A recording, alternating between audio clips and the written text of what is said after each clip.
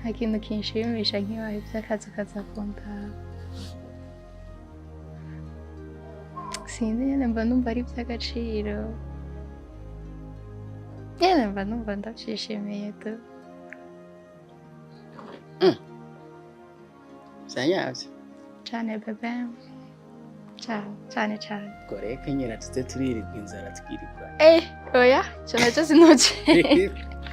Cyo sinoce mirambo reka reka. Kurya biza imbere.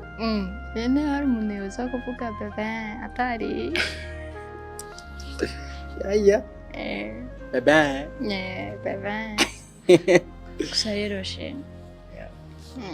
Nubwo nyine tuba turiko turablaga, tuba turiko turagira ibintu nk'ivyo. Hari ikintu kiri serieux nshaka ko tuvugana. Ashaka ko tuvugana kurya nyamwana.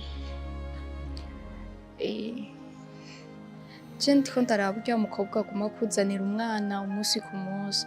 Ndashaka yuko basi ugira ikintu ukoze kubwiye kuko urazi urya ya mwana n'amaraso yawe. Ni wowe mutoyi nyene ni wewe.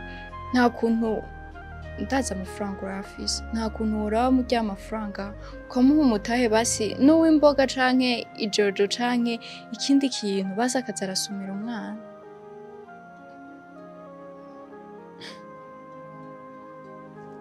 Kwa?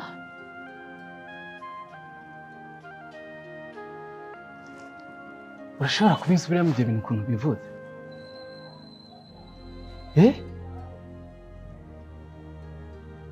can't believe that. Uwo ni we uvuze ayo majambo.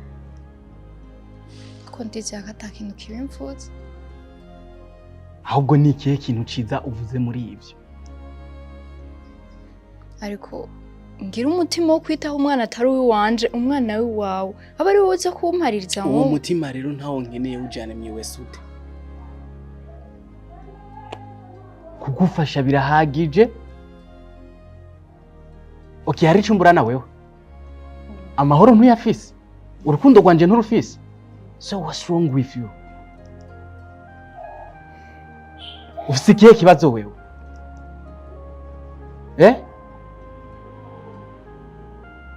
Nzana kugira ikintu kimwe. Nafashe ino weekend kugira ngo twirigwane, sinkeneye yuko tuza kwirigwana ngo nyicire umunsi, sivyo? Ibyo bintu utanguye ntuzusubire no kunabindanira amatwi. Ziriya nzingo nabariya kigore sinzi ntuzusubire kubindanira amatwi.